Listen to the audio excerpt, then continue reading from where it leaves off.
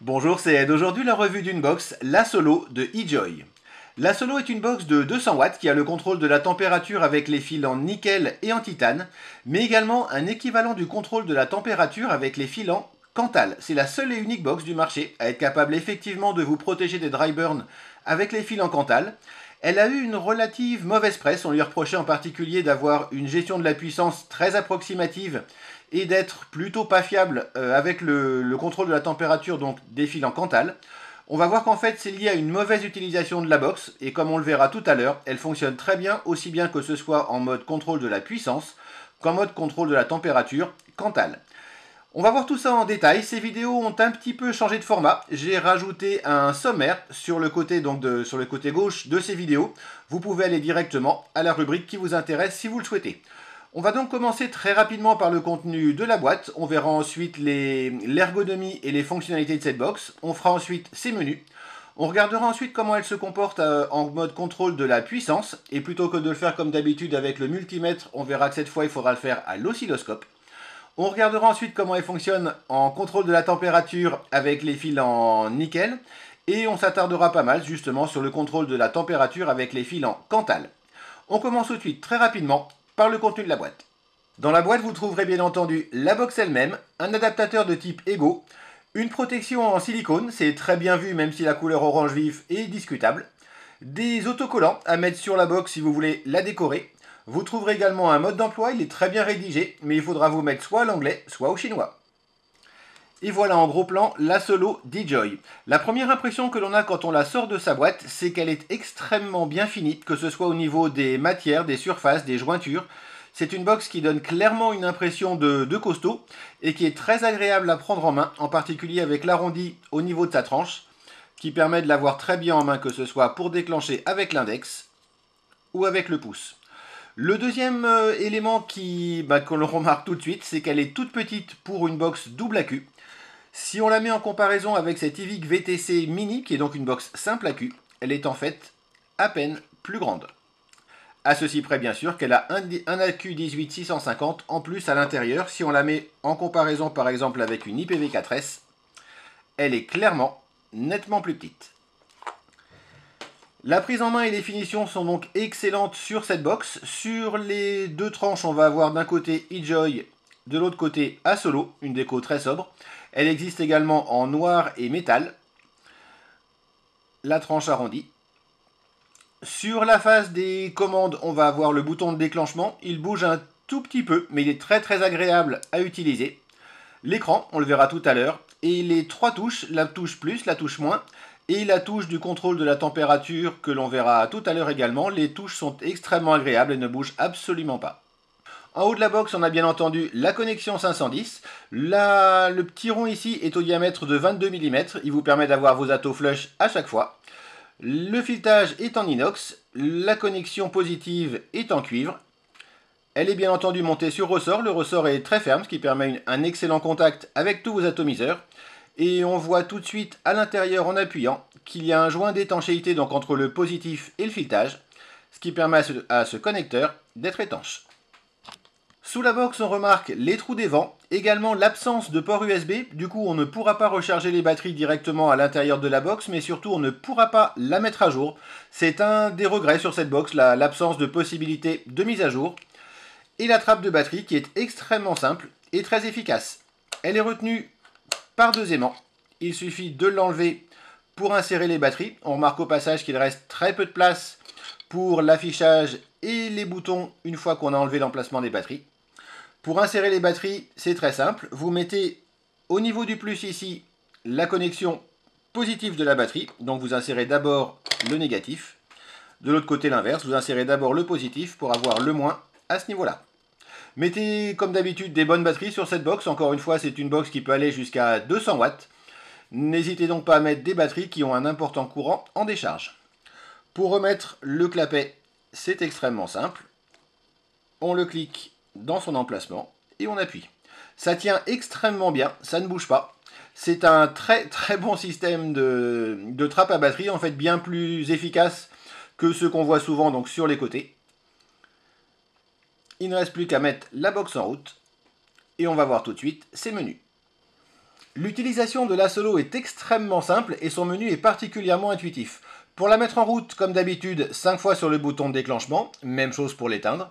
L'affichage est extrêmement lisible, même en pleine lumière. On a ici en gros la puissance et à côté la résistance de votre montage, la tension en volts, l'ampérage que vous demandez aux batteries, un indicateur de niveau de batterie et un compteur de puff. Tout ça se met à jour quand vous déclenchez. Pour monter la puissance, le bouton plus, dixième de watt ou descendre, dixième de watt. Quand on garde appuyé, la puissance défile rapidement jusqu'à la puissance maxi disponible en fonction de votre montage. La box n'ira ici pas jusqu'à 200 watts, tout simplement parce qu'elle ne peut pas sortir les 200 watts avec une résistance de 0,93 ohms. Quand on déclenche, on va avoir le voltage qui va afficher la tension maxi dispo sur la box. C'est un excellent point, la box est effectivement capable d'aller jusqu'à 200 watts, mais avec une résistance de 0,2-0,25 ohms. Avec cette résistance de pratiquement 1 ohm, elle va arrêter de monter la puissance à ce qu'elle peut effectivement faire. C'est un point que très peu de box font, beaucoup laissent l'affichage aller jusqu'à leur maxi en ne tenant pas compte du fait qu'elles ne pourront pas aller à cette puissance. La Solo est honnête avec ce qu'elle affiche et du coup c'est beaucoup plus clair. Ici par exemple, donc avec cette résistance de 1 ohm, la puissance maxi est bloquée à ce que la box effectivement pourra sortir. Même chose en redescendant. Un petit détail, si vous voulez inverser l'affichage, vous pouvez le faire en appuyant sur le bouton du milieu et le bouton du haut. Même chose pour redescendre dans l'autre sens. Le troisième bouton, celui que l'on ne voit pas sur la plupart des box, sert au contrôle de la température. Si vous utilisez un montage en nickel ou en titane, il vous suffit d'appuyer 3 fois sur ce bouton, 1, 2, 3, choisir votre montage en nickel ou en titane, et la box passe directement en mode contrôle de la température, un mode contrôle TC très classique, vous réglez la température avec les touches plus et moins, et vous pouvez vaper. On va voir maintenant, au niveau de l'interface, ce qui fait l'exclusivité de cette box, le pseudo-contrôle de la température avec les montages en Cantal. J'ai fait donc un montage en Cantal sur ce Yudi Bellus, dont je vais faire la revue très prochainement. Et on va à nouveau se servir de ce troisième bouton. Pour utiliser correctement donc ce pseudo-contrôle de la température avec les montages en Cantal, vous allez commencer par régler, comme d'habitude, la puissance qui vous convient en fonction de votre montage. Vous allez vaper au moins 2 secondes avec. Si vous vous apercevez que ça n'est pas la bonne puissance, vous la changez et vous revapez au moins 2 secondes. Ces 2 secondes minimum de vape vont permettre à la box d'apprendre le comportement de votre montage. Donc au moins 2 secondes de vape avec votre montage, voire plus, vous pouvez vaper une demi-heure avec sans problème. Une fois que vous êtes sûr d'avoir le bon réglage, vous maintenez le bouton du bas, appuyez, et l'affichage va changer. Dans un affichage un petit peu inédit, vous allez avoir ici température en degrés Celsius 100%, une petite goutte. Cette petite goutte s'affiche de manière continue tant que votre mèche est bien imbibée. Elle va se mettre à clignoter quand la Solo va détecter que votre montage est sec et du coup baisser la puissance. La puissance qui va s'afficher à ce niveau-ci va être la puissance que vous avez demandé encore une fois tant que votre mèche sera imbibée. Une fois que la mèche commencera à être sèche, on verra avec les tests tout à l'heure, la puissance à ce niveau-ci va descendre. Votre box va tout simplement réguler la puissance pour vous éviter le dry burn. On a également un petit thermomètre avec un curseur qui s'affiche à l'intérieur. Ce thermomètre, c'est plus graphique, il ne correspond pas à une mesure en particulier. Là, du coup, vous allez pouvoir conserver votre vape à 23 watts. La vape sera exactement la même que celle que vous aviez avant. Si vous souhaitez avoir une vape un petit peu plus péchue, on va dire, sans devoir refaire le réglage de la puissance et le réapprentissage, vous pouvez appuyer sur le bouton plus et vous allez avoir le maxi de 110%. Si on déclenche, la box vape à 25,3 watts au lieu des 23 watts de départ. Même chose à la baisse, vous pouvez descendre jusqu'à 80%. Et du coup, vous aurez une vape plus soft, ici 18,4 watts, correspondant en fait à 80% de la vape de départ qui était à 23 watts. On peut revenir à 100%. Globalement, la vape se passe exactement comme si on vapait de manière standard à 23 watts avec donc le mode contrôle de la puissance standard. La grosse différence, c'est que quand votre montage va s'assécher, soit que vous n'avez plus de liquide dans votre réservoir, soit parce qu'il y a un souci au niveau de votre mèche qui s'imbibe mal, cette petite goutte va clignoter, la puissance en watts va descendre, et comme on verra tout à l'heure, vous éviterez ainsi le dry burn. Comme d'habitude, j'ai voulu réaliser avec la Solo des tests de puissance réelle mesurés au multimètre en sortie de box. Les résultats étaient complètement aberrants. La box sortait 15 watts au lieu de 30, 20 watts au lieu de 60, en général des valeurs largement inférieures qui pourraient laisser penser que la box fait tout simplement n'importe quoi. Vous trouverez sur internet des tableaux, des graphiques qui montrent ces résultats, donc réalisés au multimètre, et qui laissent donc clairement penser que la box fait tout simplement n'importe quoi au niveau de son chipset. En fait, c'est tout simplement lié au fait que la box ne fonctionne pas avec un courant continu, comme le mesurerait le multimètre, mais un courant pulsé, avec des pulsations extrêmement rapides. Elles sont supérieures à 16 kHz, c'est-à-dire plus de 16 000 pulsations à la seconde. C'est donc totalement insensible, mais ça fausse complètement les mesures du multimètre. Pour rétablir un petit peu ça, je vais vous présenter rapidement comment se font en fait les mesures d'habitude et ce que ça donne avec un courant continu. Et on va voir ensuite ce qui se passe au niveau de la Solo et ses pulsations. Pour vous expliquer comment les tests de mesure réelle fonctionnent d'habitude, on va prendre l'exemple de la X-Cube 2. Pourquoi la X-Cube 2? Tout simplement parce que d'une part, elle a effectivement, comme la plupart des box, un courant continu, et comme son écran est au-dessus, on voit simplement ce qui se passe à l'écran et sur la résistance. Quand on fait le test, on va mesurer donc la tension au multimètre entre les bornes positives et négatives de l'atomiseur, et voilà ce qui se passe. Ici, la box est réglée sur 6 watts avec une résistance à 0,46 ohms. Quand on déclenche, la box est censée sortir une tension de 1,64 volts. Et on voit sur le multimètre, sur l'oscilloscope, que la tension est globalement continue, même si elle oscille un petit peu, elle est globalement constante. Et elle est à peu près, effectivement, à 1,70 ohms. Les traits qui séparent les pointillés sur l'écran de l'oscilloscope correspondent à 1 volt. On est donc là, effectivement, à 1,7 volts de courant continu. Si on monte la puissance, on va l'amener par exemple à 20 watts. On va y arriver. 20 watts, voilà. On refait exactement le même test. La box est censée sortir 3,04 volts. Effectivement, on est un petit peu au-dessus des 3 volts sur l'oscilloscope. Et encore une fois, le courant est continu. On voit qu'il oscille un petit peu, mais il ne repasse jamais par le point zéro. Globalement, la courbe est constante. Si on fait une mesure de tension aux bornes de l'atomiseur avec un multimètre, on obtient effectivement une mesure précise. Et on peut donc faire un graphique et comparer des valeurs comparables. On va maintenant refaire exactement le même test avec le même montage, mais avec l'eJoy Solo. On refait donc exactement le même test. La box est réglée sur 6 watts. La résistance est lue à 0,49 ohms, un petit peu donc différente de celle de la X-Cube 2. La tension de sortie est censée être de 1,73 volts. On va déclencher. Et on voit clairement qu'on a un signal pulsé. C'est-à-dire que la box n'envoie pas une tension continue, mais des pulsations. Ces pulsations sont extrêmement rapides, elles sont à une fréquence de 16,13 kHz exactement, donc une pulsation bien trop rapide pour qu'on puisse la percevoir, mais clairement on n'a pas un courant continu, et du coup si on essaye de mesurer cette tension avec un multimètre, on a un résultat qui est tout simplement faux, puisque le multimètre part du principe que la tension est continue. On a donc des pulsations qui sont relativement courtes. Si on monte le réglage de la puissance à 20 watts comme on l'avait fait avec la X-Cube 2. On est censé maintenant avoir une tension de sortie de 3,18 volts. On va voir ce qui se passe. On voit en fait simplement que les pulsations sont exactement à la même fréquence, toujours 16,13 kHz, mais que cette fois la durée de la pulsation est plus longue. Les paliers pendant lesquels on a la tension sont plus longs. Du coup, effectivement, on a plus de courant en fait qui arrive sur la résistance.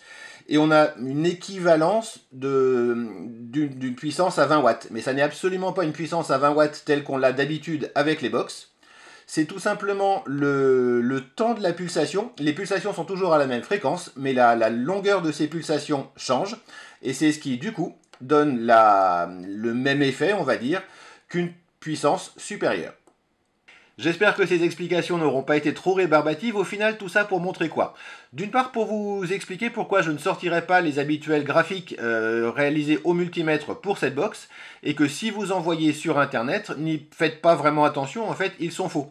Quand le multimètre va dire que la box devrait sortir 1,8 volts et n'en sort que 0,8, en fait pas du tout. La box va sortir un courant de 5,4 volts pulsé à 16 kHz, et ça n'a rien à voir. Du coup, encore une fois, ne vous fiez pas aux mesures faites au multimètre pour cette box. Du coup, et là ça devient ironique, il va falloir se fier à des impressions, puisqu'on ne peut pas en fait comparer réellement les mesures de cette box avec les autres. Pour ce que j'en ai essayé, la box sort effectivement des puissances qui doivent être un petit peu inférieures à celles qu'on peut attendre.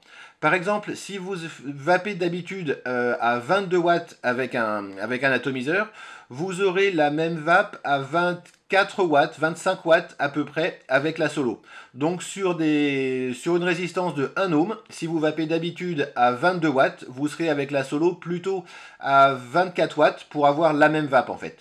Même chose si vous vapez d'habitude à 50 watts, il faudra plutôt régler la solo sur 55 watts, un petit peu au-dessus, donc encore une fois, pour avoir la même vape. Globalement, et ce même jusqu'à des puissances très élevées, j'ai fait le test jusqu'à 140 watts avec un TFV4, je le réglais à 140 watts sur la X-Cube 2, qui est relativement précise dans sa dernière version sur ses plages de puissance. Sur la solo, j'étais plus à 150 watts qu'à 140. Donc encore une fois, sur la solo, vous allez régler un petit peu plus fort les watts, mais dans des proportions largement inférieures à celles que les graphiques pourraient laisser penser. Un point également au niveau de la vape avec la solo, elle est extrêmement agréable. Encore une fois, les pulsations sont à plus de 16 kHz, c'est-à-dire plus de 16 000 pulsations à la seconde. Elles sont donc totalement insensibles. On a vraiment l'impression d'un courant continu, et la vape avec la solo est extrêmement agréable. Le fait que la puissance soit un petit peu approximative n'est pas un vrai souci en soi, puisque comme on l'a vu dans ces menus, l'idée vraiment avec cette box va être de trouver la bonne puissance avec votre montage, et de passer ensuite en mode contrôle de la température, enfin pseudo-contrôle de la température en Cantal. Donc du coup, on est obligé effectivement de tâtonner un petit peu pour trouver la bonne puissance avant de passer dans ce mode qui permet encore une fois de ne pas avoir de dry hit. Donc au final, le fait que la box ne soit pas aussi précise qu'on pourrait le souhaiter, mais encore une fois c'est sur une marge qui est très faible, ne pose pas vraiment de souci vu le mode d'utilisation de cette box, encore une fois avec le pseudo-contrôle de la température. La vape est encore une fois très agréable avec cette box. Personnellement, c'est une des box dont je vais très clairement me servir le plus souvent. On va voir maintenant comment la solo se comporte en mode contrôle de la température nickel. Pour ça, j'ai réalisé une résistance en Ni200. C'est du fil de 0,3 mm. Les spires sont espacées sur un axe de 2,5 mm. La box est réglée sur 200 degrés, mode contrôle de la température Ni. Et on a une résistance qui était au départ à 0,17 ohms. Elle a été chauffée un petit peu rien qu'en appuyant sur le bouton et la température redescend progressivement. On va voir ce que ça donne à vide. Il ne se passe absolument rien. La box se met directement en contrôle de la température. On voit sur l'écran la petite goutte qui clignote. On va ensuite faire le test du coton sec et on va voir une petite surprise en s'apercevant qu'en fait la box ne passe pas ce test. On déclenche. Le coton est beaucoup trop noirci par rapport à ce qu'il devrait être. Rien qu'en appuyant un petit peu sur le déclencheur, on a un coton qui est un petit peu trop bruni par rapport à d'autres box. Par contre, quand on prolonge le test, cet effet diminue un petit peu. C'est un comportement qui est un petit peu surprenant. Le brunissement n'est absolument pas critique, on n'a pas d'odeur de brûlé ou quoi que ce soit. Mais c'est vrai qu'on a un brunissement qui est un petit peu plus important que celui qu'on aurait pu espérer. On va voir ce que ça donne en conditions réelles de vape. Et on va s'apercevoir qu'en fait ça fonctionne très bien. On imbibe correctement le coton. Je vérifie juste que les mèches sont bien fixées. Les pattes, pardon, sont bien fixées, c'est bien le cas. On va déclencher. On a une très bonne production de vapeur. Une légère pulsation. On arrive ici en timeout, au-delà de 10 secondes. On va redéclencher. La vape n'est pas super régulière quand la mèche commence à être sèche. Par contre, la protection de la mèche est absolument parfaite. La Solo va complètement couper la puissance dès qu'elle va s'apercevoir que la mèche est sèche et très bien la protéger. Par contre, effectivement, donc tant que la mèche est correctement imbibée, on va avoir une vape qui va être très lisse, très agréable. Quand la mèche va commencer à s'assécher, on va avoir quelques pulsations.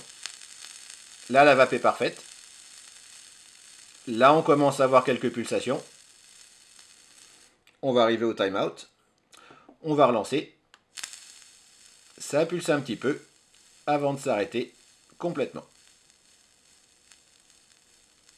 Ça me fait mentir, en l'occurrence, ça ne s'arrête pas. Voilà. Non, timeout. On va recommencer. Voilà. Là, on est effectivement en protection de la température. Au final, la vape donc en mode contrôle de la température nickel avec la Solo est très agréable. Il n'y a pas de pulsation tant que la mèche est correctement imbibée. On a ensuite quelques pulsations qui en fait vous indiqueront qu'effectivement votre mèche commence à être trop sèche. Et ensuite, la box coupe complètement le jus de manière à très bien préserver votre mèche. La mèche ressort absolument parfaite de ce test qui correspond en fait plus à des conditions de vape. Un très bon point donc pour cette box, globalement la vape en contrôle de la température nickel fonctionne très bien. On va maintenant voir ce que ça donne avec ce qui fait l'exclusivité de cette box, le pseudo-contrôle de la température avec les fils en Cantal. Pourquoi pseudo-contrôle de la température? On l'a vu dans les menus, on ne va pas régler la température directement sur la box. On va commencer par se mettre en mode puissance classique et trouver la bonne puissance pour le montage, celle qui correspond à la vape que vous souhaitez. Vous allez vaper donc avec cette puissance pendant au moins 2 secondes. Vous pouvez le faire également 10 minutes, ça marchera pareil, mais au moins 2 secondes. Donc avec la puissance que vous souhaitez. Vous allez ensuite passer en mode contrôle de la température. Et à partir de ce moment-là, la box va pouvoir régler la température de votre montage, mais surtout vous protéger des dry-hits. On ne peut donc pas faire de test de coton sec sur cette box, puisqu'en fait, encore une fois, il lui faut un temps d'apprentissage qui ne peut pas se faire avec le coton sec. J'ai donc vapé avec le même montage que tout à l'heure, pendant 5 minutes à peu près, à une puissance de 30 watts, qui est la puissance qui était relativement agréable avec ce montage. On va voir ce que ça donne. La box est réglée donc maintenant en mode contrôle de la température, 30 watts, à 100% de la puissance. On va déclencher et voir ce qui se passe. Quand la mèche est correctement imbibée, on a une vape normale. La production de vapeur est très bonne. Une fois que la mèche va commencer à s'assécher,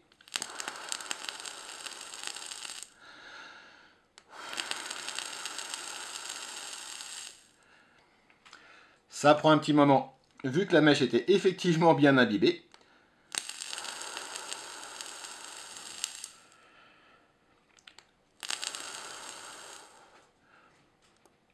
La box va d'elle-même couper la puissance. La mèche va du coup se réimbiber un petit peu. Reproduction de vapeur. Et ça coupe directement. Au niveau de l'affichage, on va avoir la petite goutte qui va clignoter. Et plus de puissance. On va refaire le test rapidement, voir ce que ça donne à l'oscilloscope. On remet un petit peu de liquide sur la mèche pour bien la réimbiber. Quand on redéclenche, on va avoir la même production de vapeur.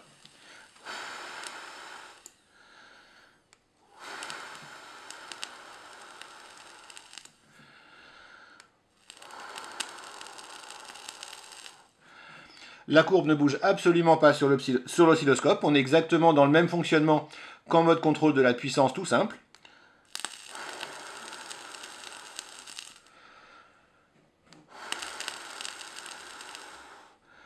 Par contre, dès que la mèche commence à être trop sèche, la puissance est coupée. On remarque sur l'oscilloscope que la longueur des impulsions diminue un petit peu pour s'arrêter complètement, très rapidement.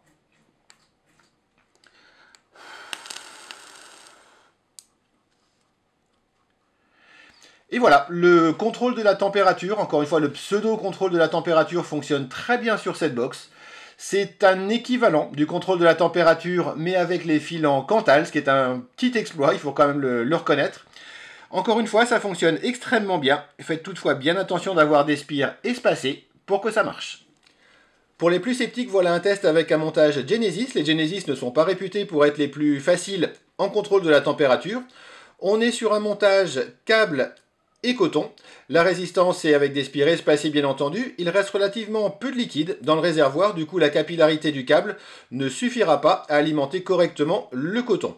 J'ai vapé pendant à peu près 5 minutes à 20 watts avec ce montage, avant de le passer en mode contrôle de la température. On va voir ce que ça donne tout de suite. Le coton est au départ correctement imbibé, donc on a une production de vapeur normale. On est ici au bout des 10 secondes de vape. On va renvoyer directement. Cette fois, tout en gardant le bouton appuyé, la box coupe l'alimentation et indique que le montage est sec, ce qui est effectivement le cas. Il suffit de retourner un petit peu l'atomiseur pour réimbiber la mèche. Il reste très peu de liquide dedans. On recommence à vaper. Et à nouveau, dès que le coton sera trop sec, ici, time out au bout de 10 secondes, on recommence. Dès que le coton est trop sec, la vape s'arrête. La box a détecté que le montage était sec. La protection du dry heat avec les montages en Cantal, même Genesis, sur la Solo, fonctionne très bien. Et voilà, vous savez tout sur l'eJoy d'Asolo. J'espère que les parties techniques de cette revue n'auront pas été trop rébarbatives. J'espère également qu'elle n'aura pas été trop longue. En général, je m'attache à ce que mes vidéos ne durent pas plus de 20 minutes. Celle-là sera probablement plus proche de la demi-heure. C'est lié au fait que cette box est vraiment particulière et je tenais également à corriger certaines choses que j'avais entendues à droite à gauche sur cette box qui ne lui rendait pas justice à mon avis. Si on doit tirer un bilan, à mon sens, c'est une excellente box. On peut déjà applaudir le fait que c'est la première à effectivement réussir à gérer le contrôle de la température avec les fils en Cantal. Ça n'a beau ne pas être un véritable contrôle de la température, on a le même effet et surtout la protection contre les dry heat. C'est encore une fois la seule box capable de le faire et c'est vraiment à applaudir. Les points positifs, à part celui-ci bien sûr de cette box, la qualité de sa fabrication, elle est extrêmement bien finie. Sa petite taille, exceptionnelle pour une box double AQ.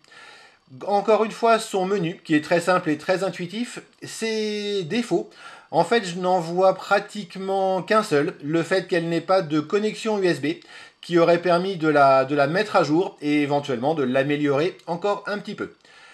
Il me reste à vous souhaiter une excellente vape, un grand merci à Gearbest de m'avoir envoyé cette box pour cette revue. Vous la trouverez bien sûr sur gearbest.com, vous avez le lien dans la description de cette vidéo. Si vous appréciez ces revues, n'hésitez pas à les partager et à vous abonner à la chaîne en cliquant ici.